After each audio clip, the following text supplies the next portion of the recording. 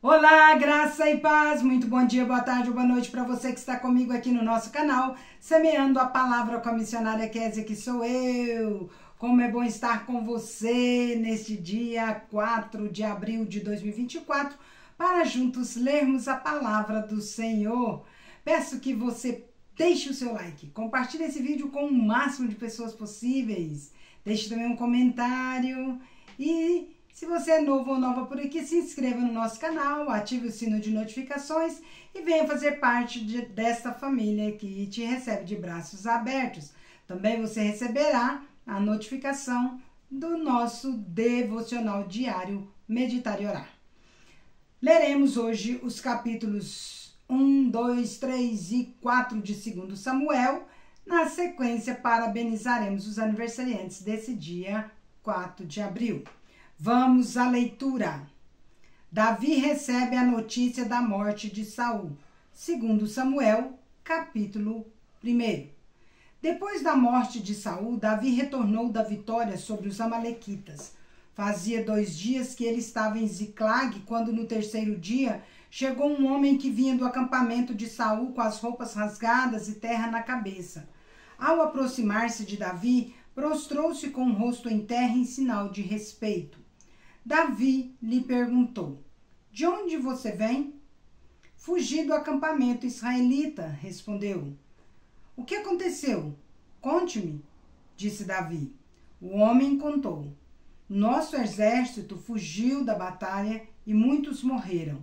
Saul e Jonatas, o seu filho, também estão mortos.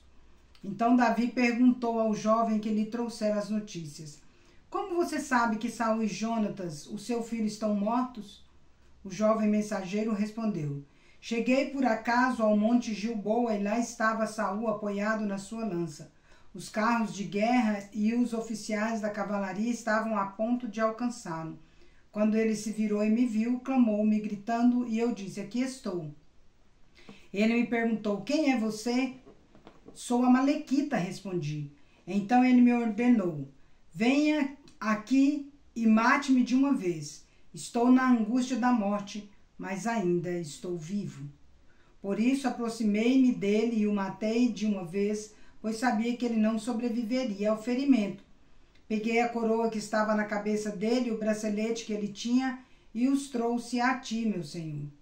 Então Davi rasgou as próprias vestes e os homens que estavam com ele fizeram o mesmo. Eles se lamentaram, chorando e jejuando até o fim da tarde por Saul e por Jonatas, o seu filho, pelo exército do Senhor e pelo povo de Israel, porque muitos haviam sido mortos à espada. Davi perguntou ao jovem que lhe trouxera as notícias: de onde você é? Ele respondeu: sou filho de um estrangeiro, sou amalequita. Davi lhe perguntou: como você não temeu levantar a mão para matar o ungido do Senhor? Então Davi chamou um dos seus soldados e lhe disse: venha aqui e execute-o.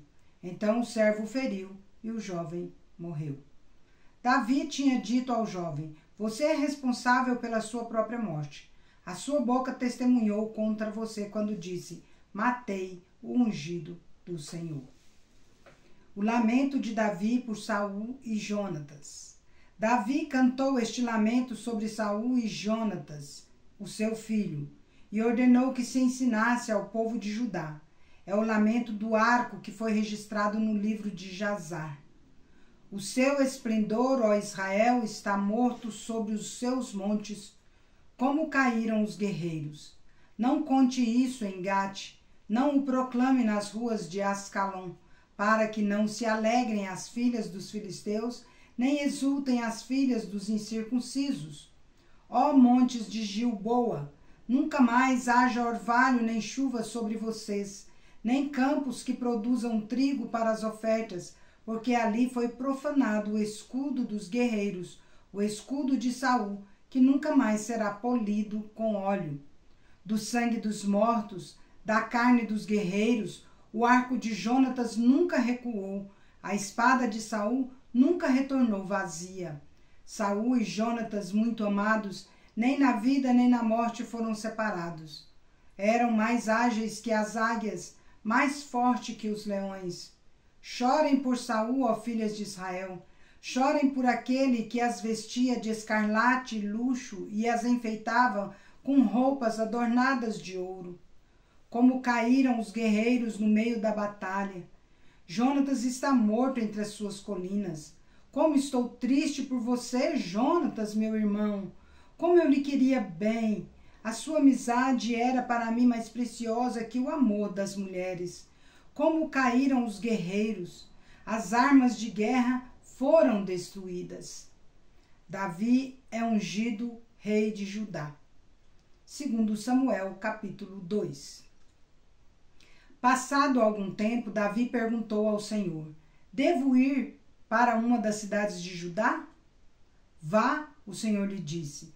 Davi então perguntou: para onde devo ir? Para Hebrom, respondeu o Senhor. Então Davi foi para Hebrom com as suas duas esposas, Ainoã de Jezreel e Abigail, viúva de Nabal de Carmelo. Davi também levou os homens que o acompanhavam, cada um com a sua família, e estabeleceram-se em Hebrom e nos povoados vizinhos.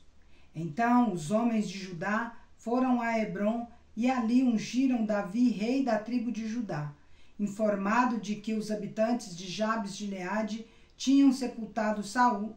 Davi enviou-lhes mensageiros que lhes disseram: o Senhor os abençoe pelo seu ato de lealdade, dando sepultura a Saul, o seu senhor.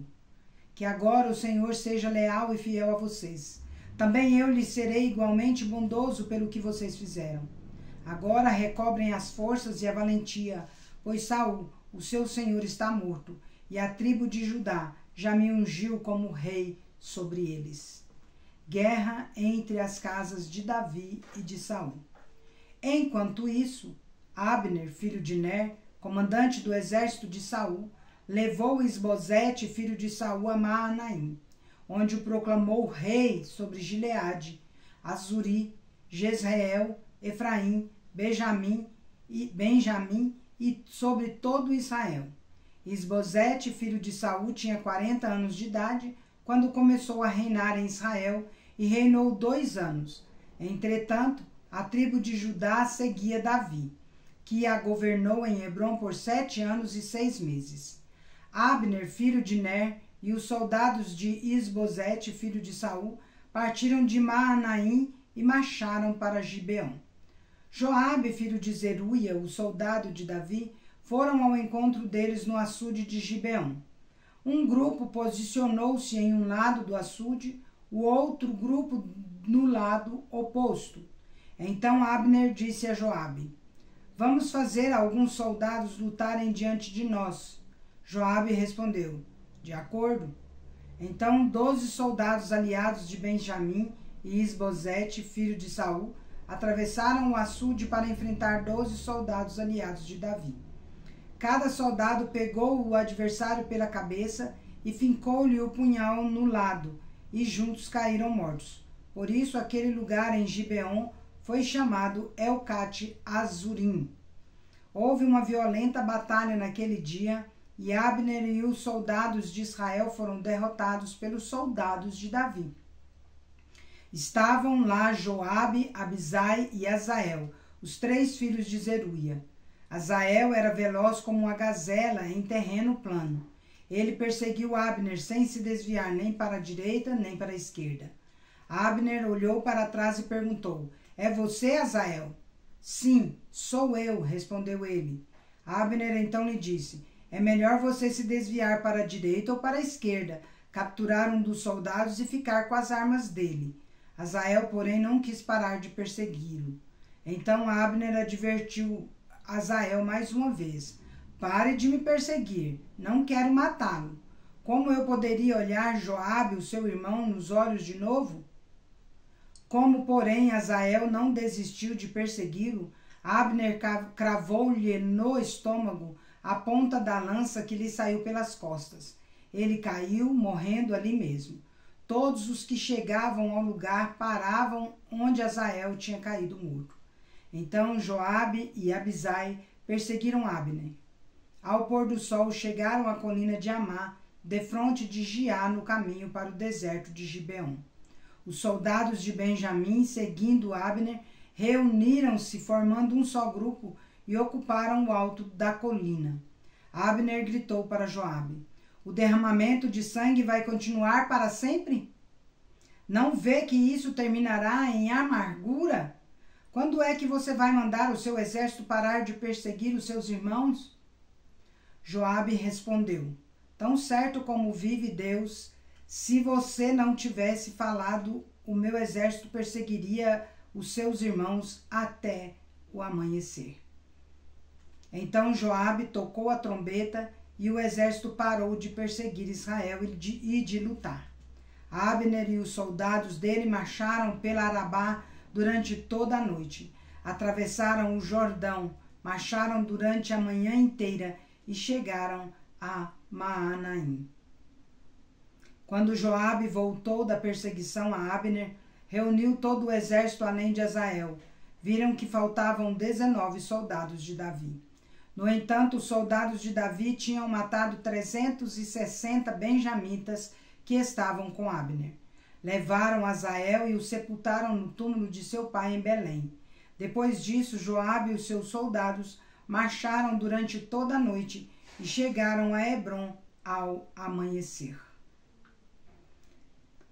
Capítulo 2 Samuel, capítulo 3. A guerra entre as famílias de Saul e de Davi durou muito tempo. Davi tornava-se cada vez mais forte, enquanto a família de Saul se enfraquecia. Os filhos de Davi em Hebrom. Enquanto estava em Hebrom, Davi teve filhos. O seu primogênito era Minom, filho de Ainoã de Jezreel. O segundo, Quileabe, de Abigail, viúva de Nabal, de Carmelo. O terceiro, Absalão, de Maaca, filho de Talmai, rei de Gesur. O quarto, Adonias, de Agite. O quinto, Cefatias, de Abitai. O sexto, Itreão, da sua mulher Eglá. Estes foram os filhos de Davi que lhe nasceram em Hebrom. Apoio de Abner a Davi. Enquanto transcorria a guerra entre as famílias de Saul e de Davi, Abner foi ficando poderoso na família de Saul. Saul tivera uma concubina chamada Rispa, filha de Aiá.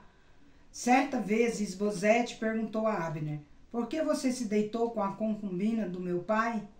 Abner ficou furioso com a pergunta de Isbosete e exclamou: por acaso eu sou um cão a serviço de Judá?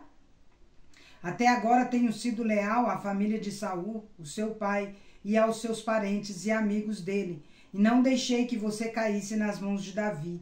No entanto, você me acusa de um delito envolvendo essa mulher?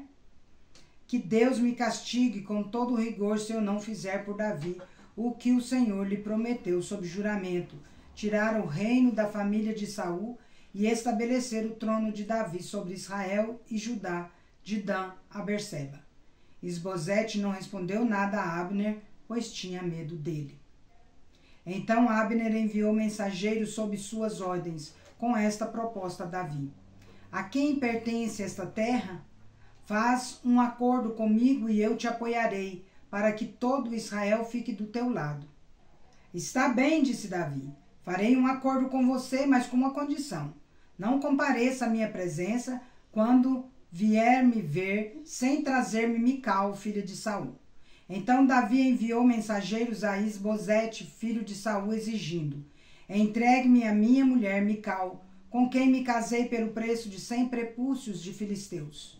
Diante disso, Isbosete mandou que atirassem do seu marido Paltiel, filho de Laís. Contudo, seu marido foi com ela e a seguiu chorando até Baurim. Então Abner ordenou-lhe que voltasse para casa, e ele voltou. Nesse meio tempo, Abner enviou esta mensagem às autoridades de Israel: já faz algum tempo que vocês querem Davi como rei. Agora é o momento de agir, porque o Senhor prometeu a Davi: por meio de Davi, o meu servo, livrarei Israel do poder dos filisteus e de todos os seus inimigos. Abner também falou pessoalmente com os benjamitas. Depois foi a Hebrom dizer a Davi tudo o que parecia bom aos olhos de Israel e de toda a tribo de Benjamim. Quando Abner, acompanhado de 20 homens, se apresentou a Davi em Hebrom, este ofereceu um banquete para ele e para os homens que o acompanhavam. Abner então disse a Davi: deixa que eu me vá, meu senhor, e reúna todo Israel para que faça um acordo contigo, ó rei, e reine sobre tudo o que desejares. Davi o deixou ir, e ele se foi em paz. Joabe mata Abner. Naquele momento, os soldados de Davi e Joabe voltaram de um ataque trazendo muitos bens. Abner, porém, já não estava com Davi em Hebrom, porque Davi o tinha deixado partir em paz. Quando Joabe chegou com todo o seu exército, contaram-lhe que Abner, filho de Ner, se apresentara ao rei e que o rei o tinha deixado ir em paz. Então Joabe foi falar com o rei e lhe disse: que foi que fizeste? Veja só, Abner veio à tua presença e o deixaste ir assim? Conheces Abner, filho de Ner? Ele veio para enganar-te, observar os teus movimentos e descobrir tudo o que estás fazendo. Saindo da presença de Davi, Joabe enviou mensageiros atrás de Abner e eles o trouxeram de volta, desde a cisterna de Sirá, sem que Davi soubesse de nada. Quando Abner retornou a Hebrom, Joabe o chamou à parte na porta da cidade, sob o pretexto de falar-lhe em particular, e ali mesmo o feriu no estômago. Abner morreu como vingança pelo sangue de Asael, irmão de Joabe. Mais tarde, quando Davi soube o que tinha acontecido, disse: eu e o meu reino diante do Senhor somos para sempre inocentes do sangue de Abner, filho de Ner. Cai a responsabilidade pela morte dele sobre a cabeça de Joabe e de toda a sua família. Jamais falte entre os descendentes de Joabe quem sofra fluxo ou lepra, quem use muletas, quem morra a espada, quem passe fome. Assim Joabe e Abisai, o seu irmão, mataram Abner, porque ele havia matado Asael, irmão deles, na batalha de Gibeon. Então Davi disse a Joabe e a todo o exército que o acompanhava: rasguem as suas vestes, vistam-se com pano de saco e vão lamentando à frente de Abner. O rei Davi seguiu atrás da maca que levava o corpo. Enterraram-no em Hebrom, e o rei chorou em alta voz junto ao túmulo de Abner, como também todo o povo. Então o rei cantou este lamento por Abner: acaso Abner devia morrer como um insensato? As suas mãos não estavam algemadas, nem os pés acorrentados. Você caiu como quem cai diante dos homens perversos.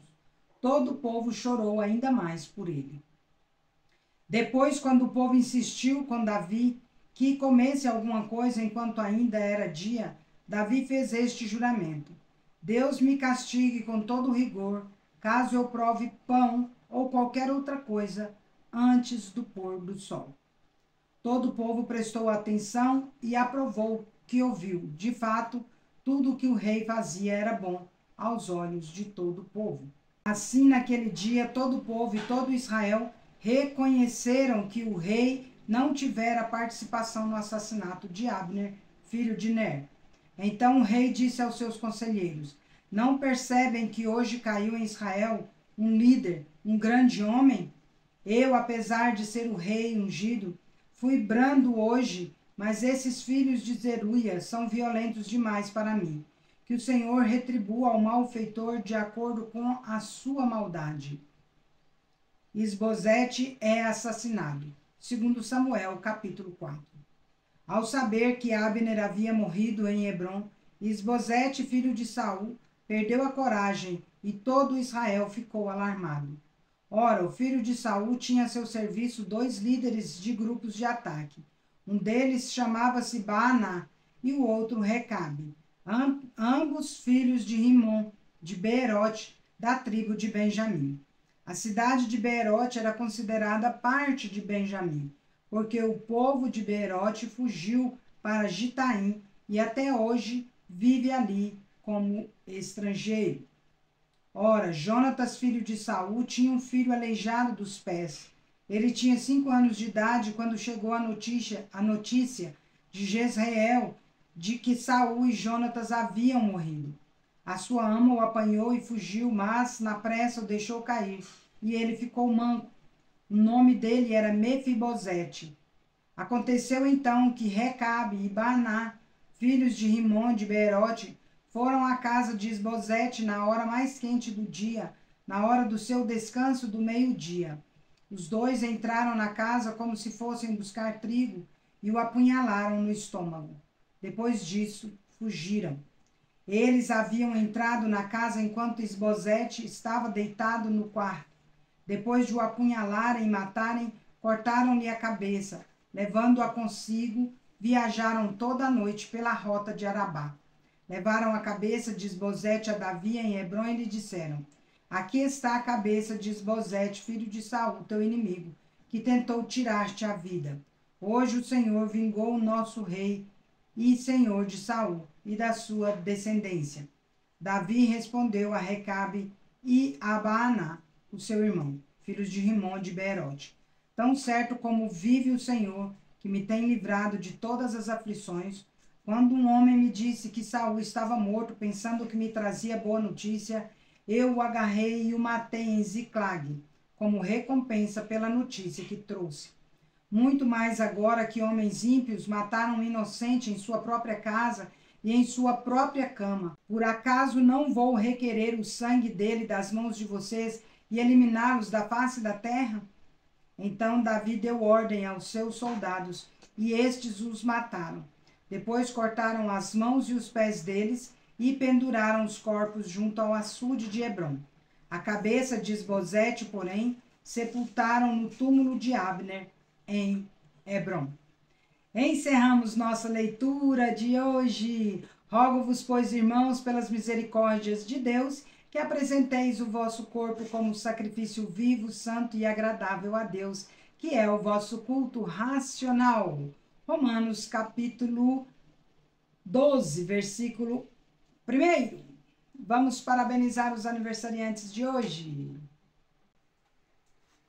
Parabéns e feliz aniversário para você que está completando mais um ano de casado. Parabéns para os bebezinhos que completam mais um mês de vida.